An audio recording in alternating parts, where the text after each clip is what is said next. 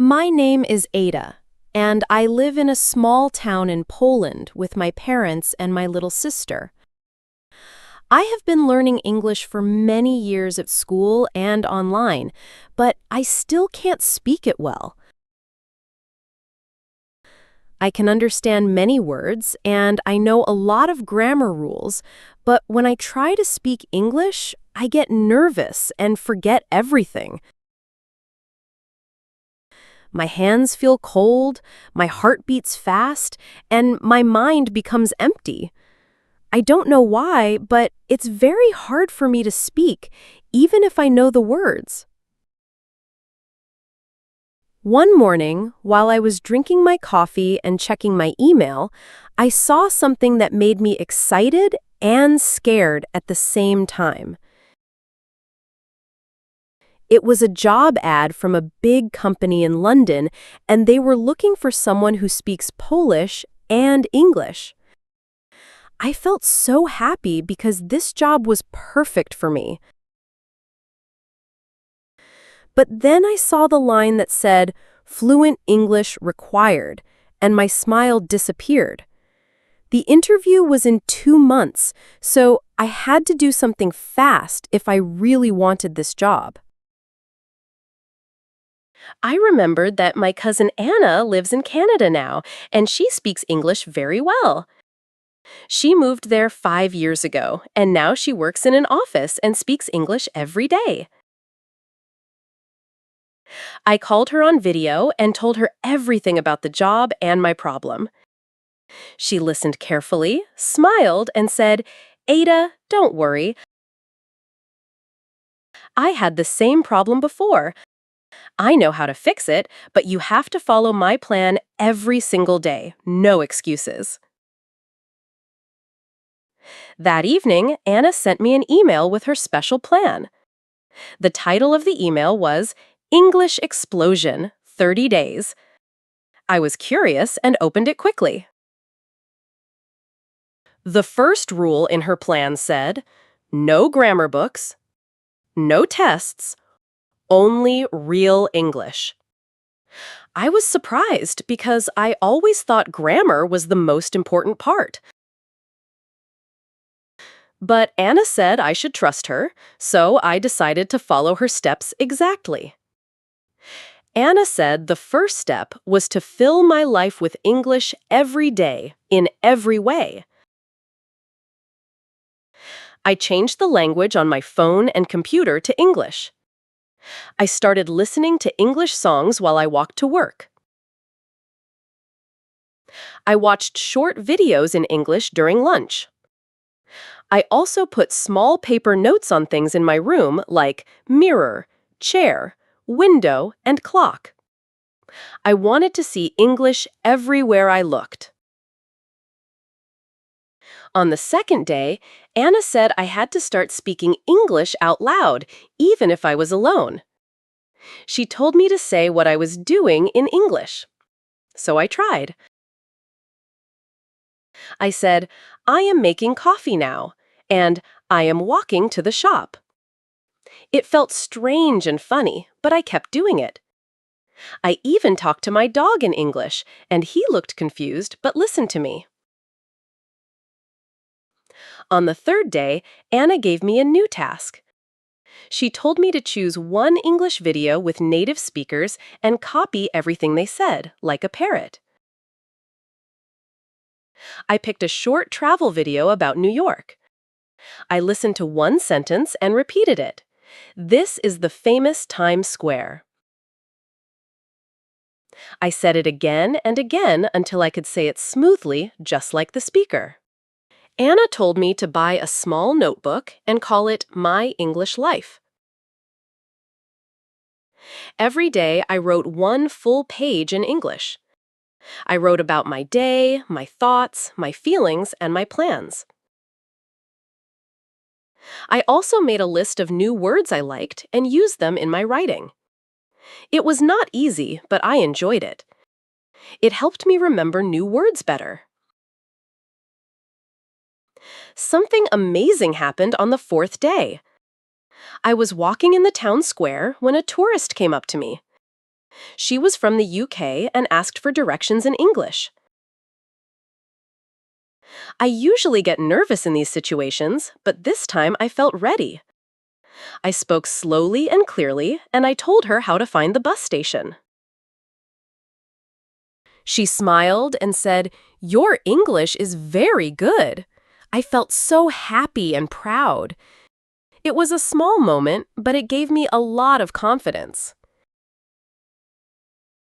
Anna said the next step was to talk to real people in English. She told me about a free app where people practice languages together. I downloaded the app and found some people who wanted to practice English too. I talked with a student from Brazil and a woman from Japan. We laughed, shared stories, and corrected each other. It felt great to have real conversations and make friends at the same time. On the 6th day, I continued speaking English out loud, but I also started talking to myself in longer sentences. While I was cooking dinner, I said things like, "Now I am cutting the vegetables and adding salt to the soup." At first, it felt a bit silly, but after a few days, it started to feel more normal.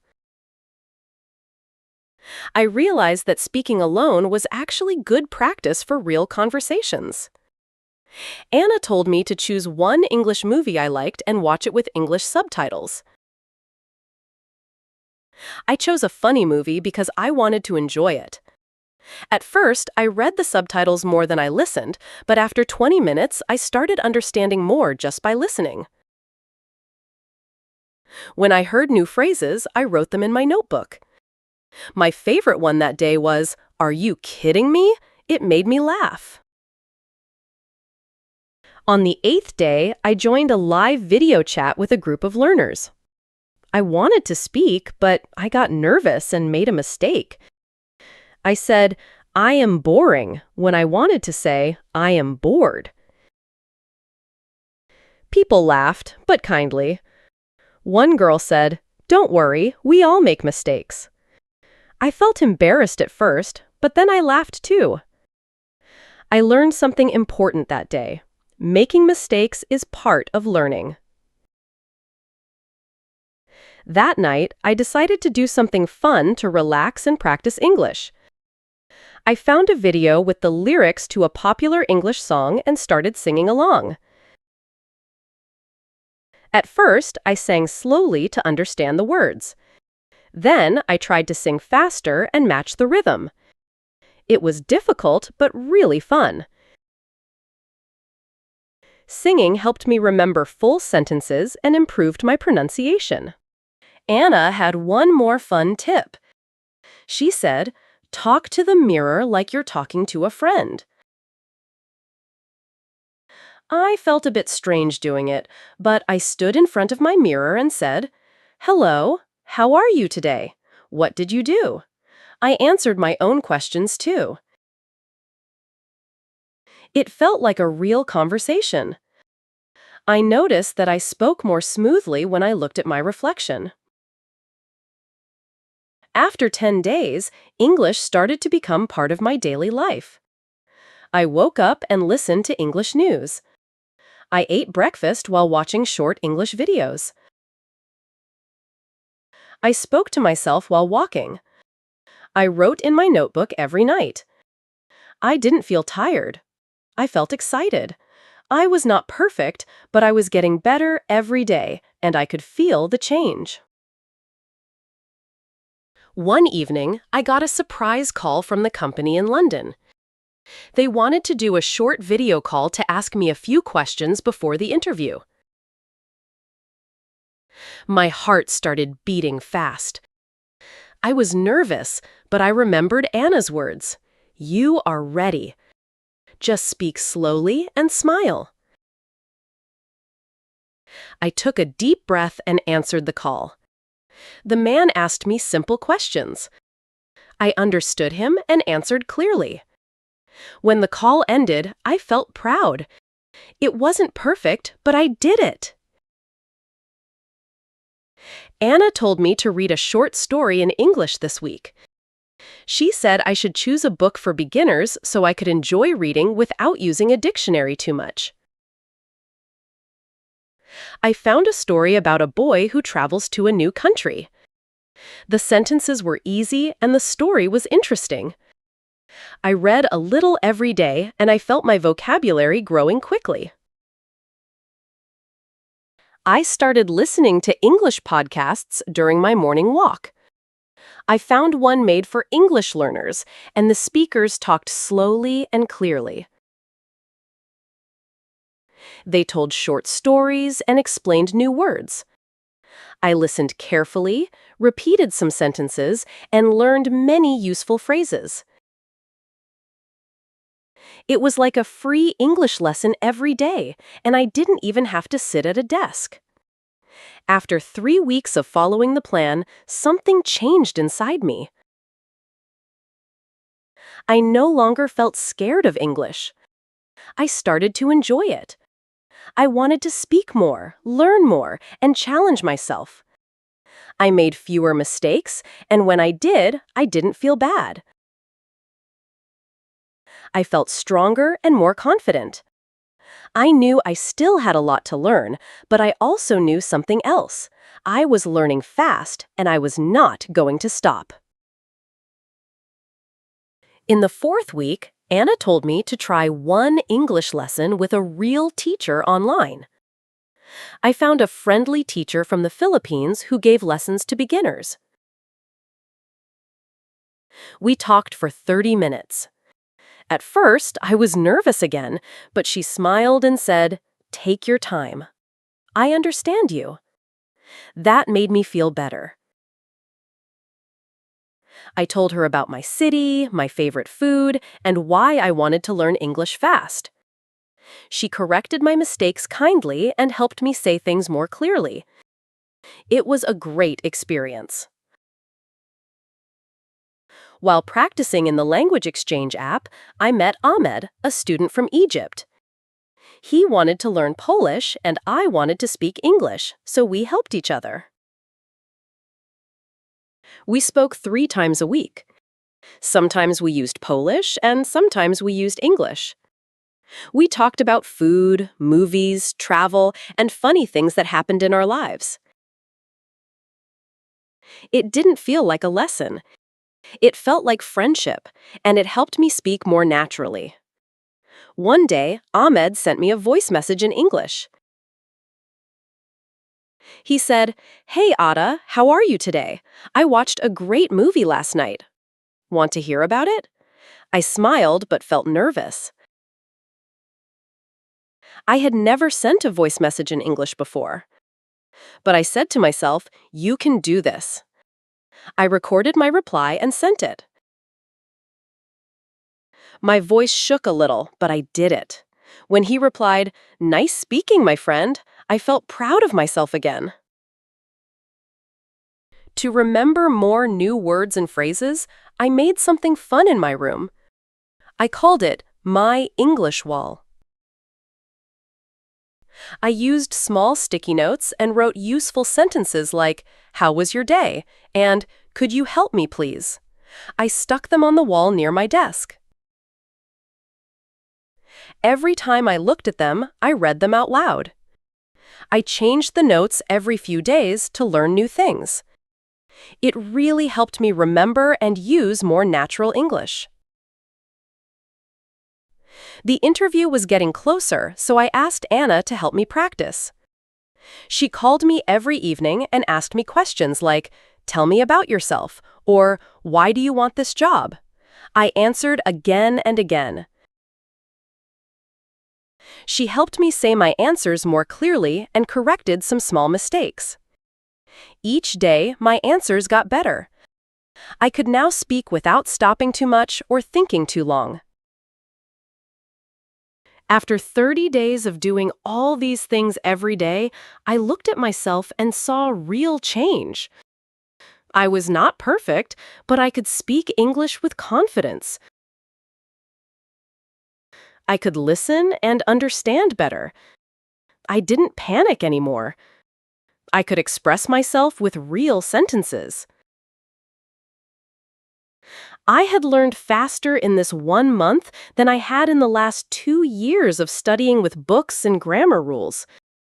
I was surprised and very happy. The day before the interview, I was nervous but excited. I read my notebook, listened to my favorite podcast, and talked to the mirror one more time. I reminded myself, you are ready. You have practiced every day.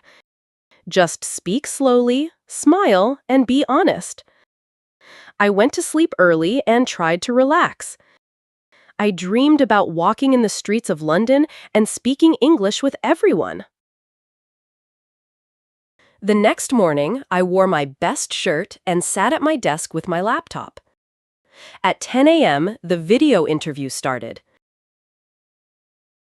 The woman on the screen smiled and said, "Good morning, Ada." I smiled back and said, "Good morning. Thank you for this opportunity." We talked for 20 minutes. She asked about my work, my English practice, and how I solve problems.